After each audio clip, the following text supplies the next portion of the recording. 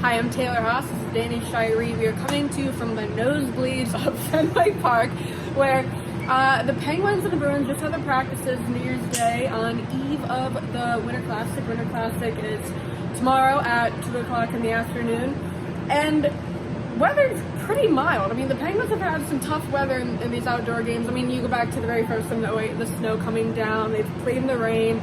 They've played in extreme cold in Chicago. This is pretty mild out here. I mean, I'm not in a jacket. No, I'm a little cold, but the players especially, they all seem to be, a little surprised almost at how well the ice was. Brian Dumoulin, especially, who's about to play in his 6th outdoor game, was like, I think they did a really good job putting the rink together when we were out there on the ice.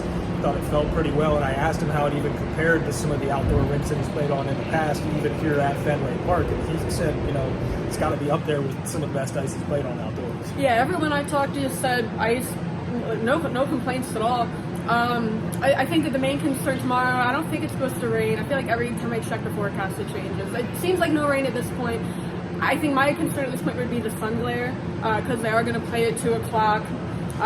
There was a little bit of glare, guys said, when they were on the ice today. They're doing stuff like putting on the eye black. No one said it was that big of a deal. I think it might be a little cloudy tomorrow. But there's a lot of guys in here who've played in a lot of outdoor games who can provide guidance.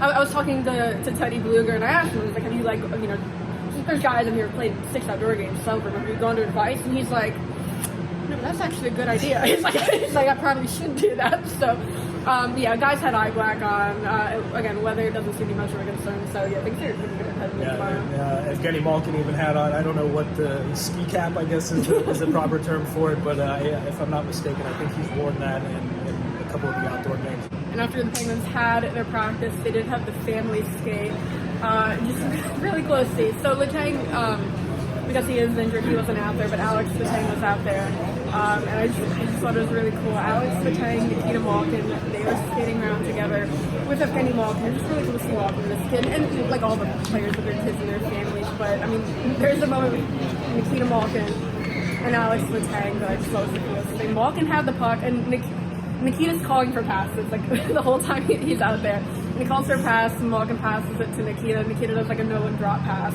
to Alex Letang. It just, I don't know, the future. And it was a carbon copy, if you remember, when the Penguins were playing here in Boston several seasons ago. The Penguins were in overtime. Malkin, Letang, and Rust had a 3-on-0 going the other way toward the Bruins end and failed to get a shot off on goal.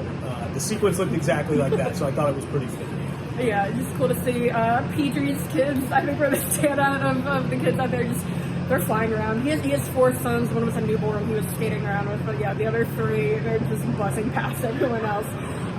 Really cool to see. A lot of players have really young kids, and they're just kind of like, I don't know, dragging around. And some of those guys that you just referenced, they played in these outdoor games with the Penguins several years ago, but they didn't have kids at the time, and you can really tell, how much it really means to them to be able to have an experience like this. And even a couple of the guys said, I'm sure they don't realize it now, meaning the kids, but there's going to come a point in time when they're going to look back on that and realize how truly special it was. Yeah, and Malkin, he was talking to spoke after practice. Nikita was with him, and he was talking about just how really cool it is for him to have Nikita there.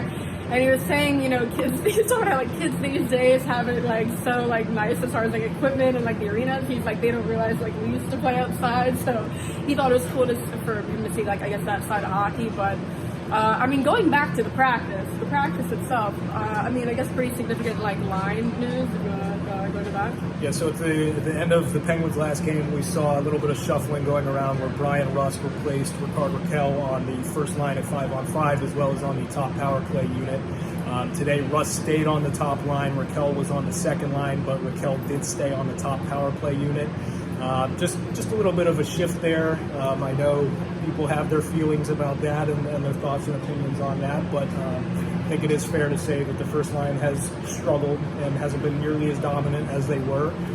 So that's kind of where the changes are stemming. Yeah, it's not indication that Sullivan thinks Rakell is the problem, but he's done this before, putting Rust back up when they're just looking to add a square. Because Rust has had success on that line before, so just trying something new. They changed the lines fairly often. If it doesn't work out, then I'm sure we'll see Raquel back up there.